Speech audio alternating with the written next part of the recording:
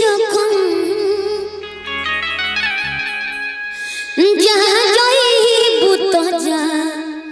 ऐ सनम देखे जिंदगी भोखा तेरे जखम जानी सोचो हमारा बारे में तोहरा खातिर हमारा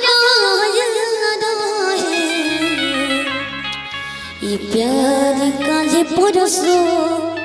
के कोई न रहे भुला गइल वैसे जैसे भइल न रहे ये प्यार काले परसो के कोई न रहे भुला गइल वैसे जैसे भइल न रहे जहाँ जाइबू तो जा ऐ सनम देखे जिंदगी भोखा तेरे जखम जहाँ जाइबू तो जा ऐ सनम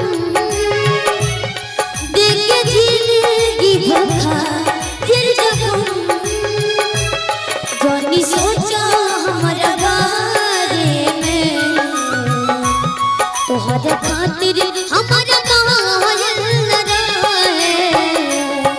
ई प्यार काल परसो के कोई न रहे भुला गइल वैसे जैसे भइल न रहे ई प्यार काल परसो के कोई न रहे भुला गइल वैसे जैसे भइल न रहे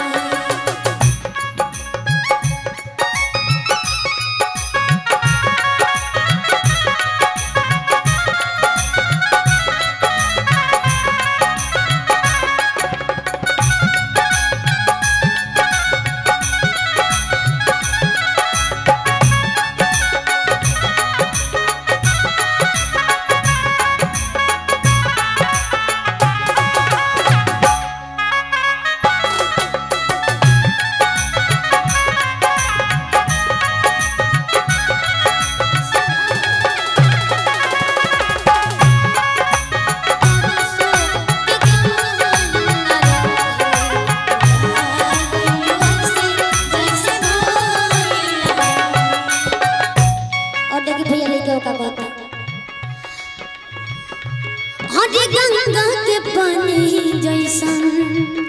प्यार ही पवित्र गंगा के पानी जैसन प्यार ही पवित्र